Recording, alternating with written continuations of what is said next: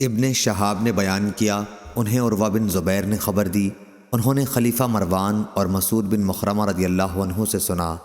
یہ دونوں حضرات اصحاب رسول اللہ صلی اللہ علیہ وسلم سے خبر دیتے تھے کہ جب سہیل بن عمرو نے حدیبیہ میں کفار قریش کی طرف سے معاہدہ صلح لکھوایا تو جو شرائط نبی کریم کے سامنے سہیل نے رکھی تھیں ان میں یہ شرط بھی تھی کہ ہم میں سے کوئی بھی شخص اگر آپ کے یہاں فرار ہو کر چلا جائے، خواہ وہ آپ کے دین پر ہی کیوں نہ ہو، تو آپ کو اسے ہمارے حوالے کرنا ہوگا۔ مسلمان یہ شرط پسند نہیں کر رہے تھے اور اس پر انہیں دکھ ہوا تھا، لیکن سہیل نے اس شرط کے بغیر صلح قبول نہ کی۔ آخر حضرت صلی اللہ علیہ وسلم نے اسی شرط پر صلح نامہ لکھوا لیا۔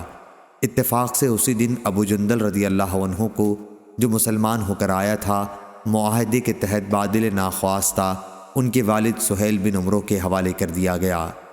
اسی طرح مدت صلح میں جو مرد بھی حضرت صلی اللہ علیہ وسلم کی خدمت میں مکے سے بھاگ کر آیا، آپ نے اسے ان کے حوالے کر دیا، خواہ وہ مسلمان ہی کیوں نہ رہا ہو۔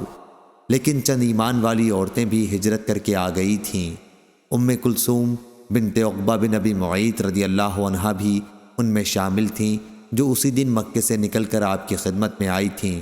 وہ جوان تھیں اور جب ان کے گھر والے آئے اور رسول اللہ صلی اللہ علیہ وسلم سے ان کی واپسی کا مطالبہ کیا تو آپ نے انہیں ان کے حوالے نہیں فرمایا، بلکہ عورتوں کے متعلق اللہ تعالیٰ سورہ ممتحنہ میں ارشاد فرما چکا تھا کہ جب مسلمان عورتیں تمہارے یہاں ہجرت کر کے پہنچیں تو پہلے تم ان کا امتحان لے لو۔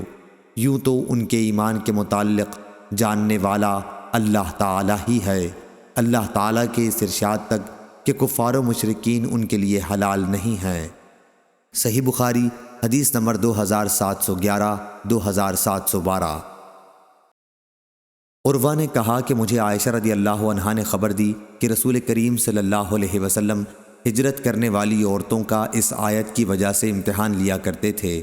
اے مسلمانوں، جب تمہارے یہاں مسلمان عورتیں ہجرت کر کے آئیں تو تم ان کا امتحان لے لو، غفور الرحیم تک۔